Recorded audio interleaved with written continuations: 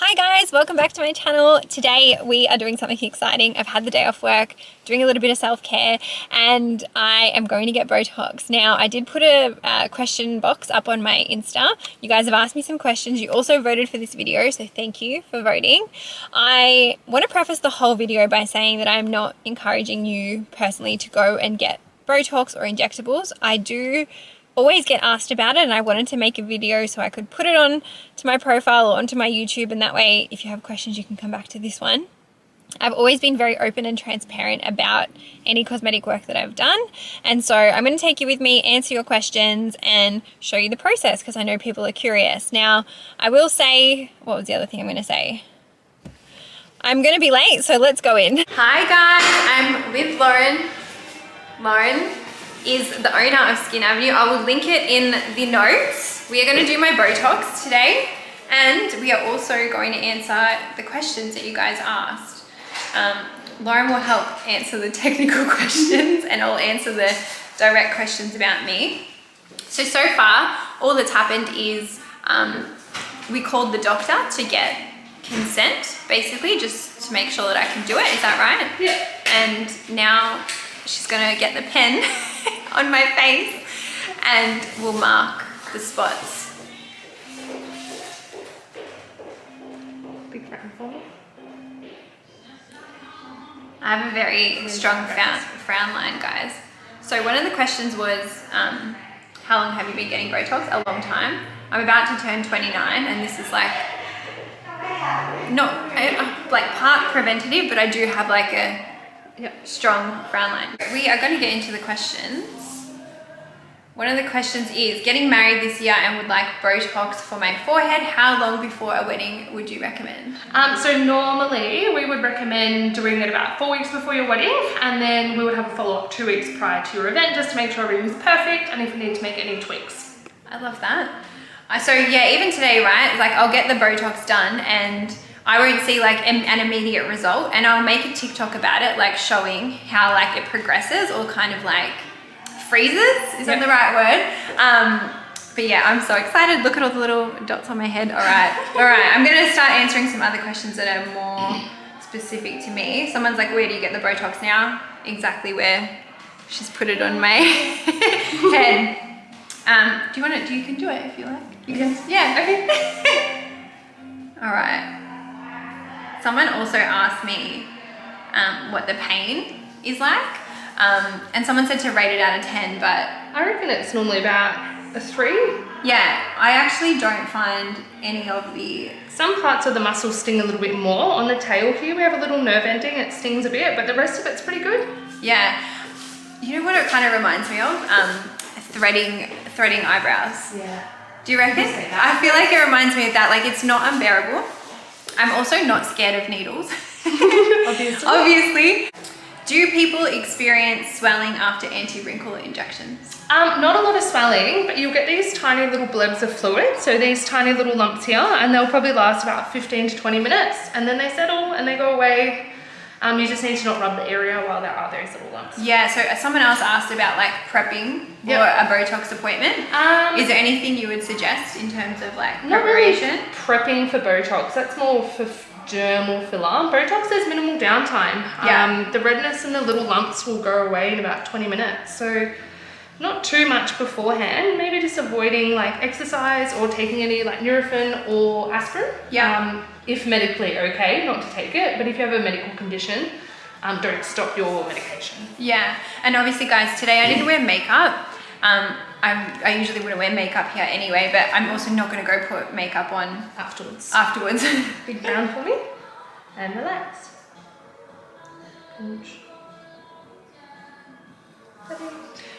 Yeah, I don't really find it that painful.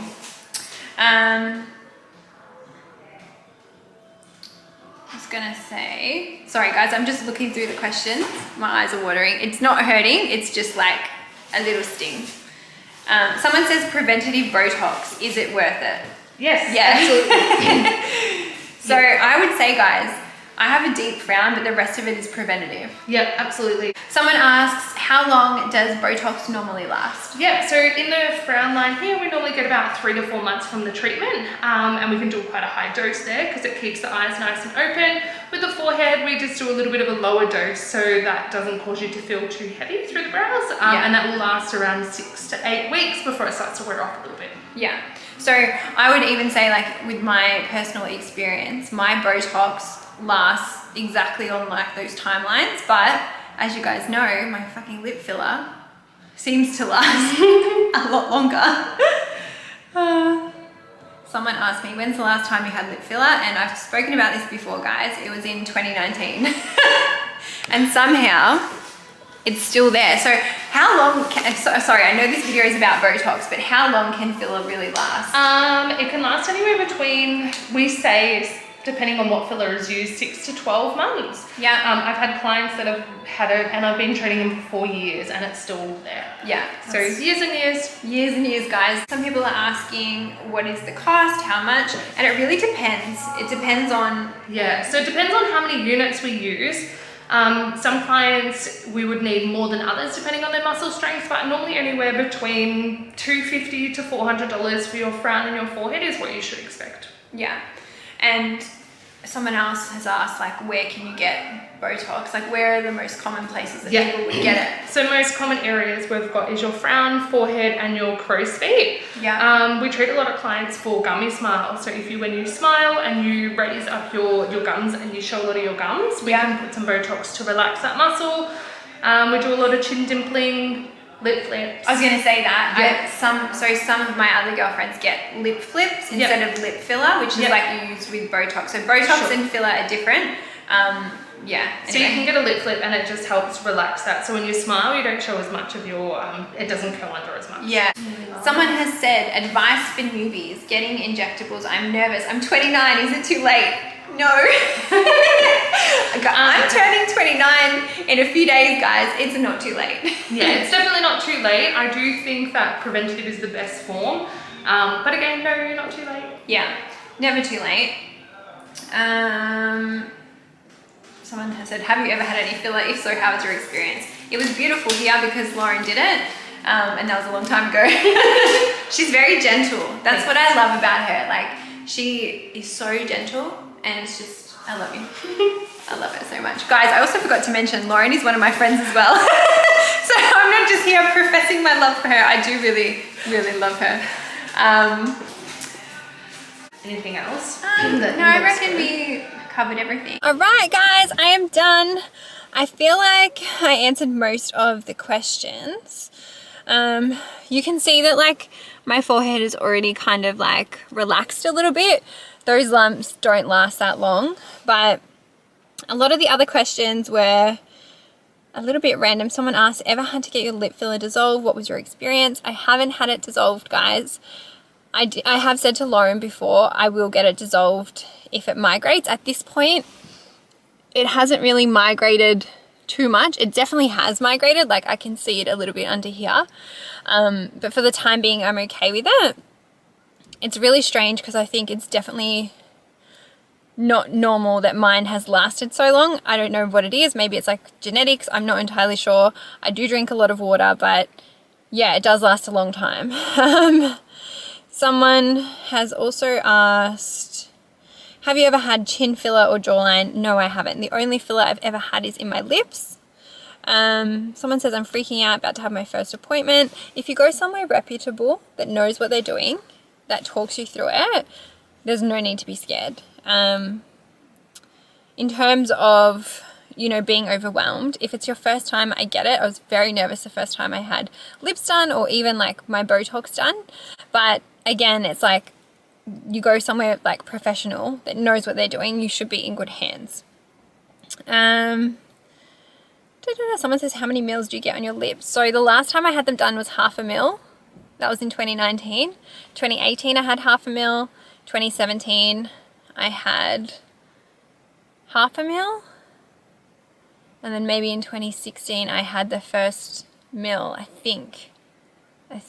How old was I in 2016? I'm pretty sure that's what it was.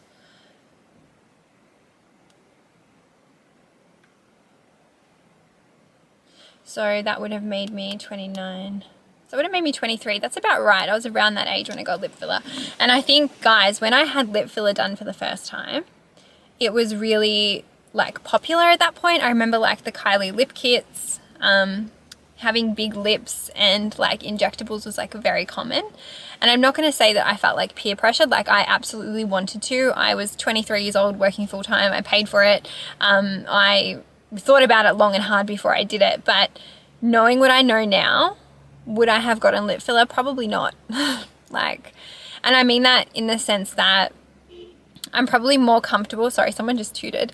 I'm probably more comfortable in my, you know, face and like my facial features now more than ever. And there wasn't really anything wrong with my lips to begin with.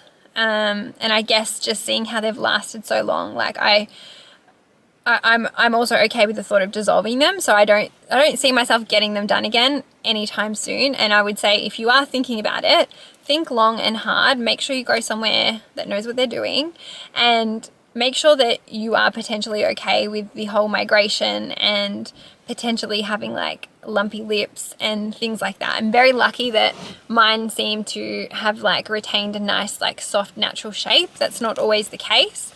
And then again, even with Botox, like for me, I feel like Botox is like the equivalent of getting your nails done or getting your hair done. Like I don't see it as such a drastic change, whereas, I don't know, filler is a little bit more, I don't know, more serious in my mind. Anyway, just think about it. Of course, if you decide that that's what you want to do, then make sure you're going somewhere that knows what they're doing. Someone says, I would have never had guessed you had anything done to your face. It looks so natural. Yes, and I know some people are going to say, oh, you don't need it, you don't need it. And guys, I have literally been getting Botox for almost the same amount of time that I have had lip filler. And the fact that I don't need it is because I've got it. Also, I'm about to turn 29 and I definitely do have wrinkles and, you know, skin that doesn't sit how it used to. But that's okay. There's nothing wrong with aging. The same way I dye over my grey hairs is the same reason that I do get the Botox. I would also love to one day and probably soon get it in my crow's feet. I think that's what you call them, because I've noticed some like wrinkles there, but for the time being it's fine. And what other questions can I ask?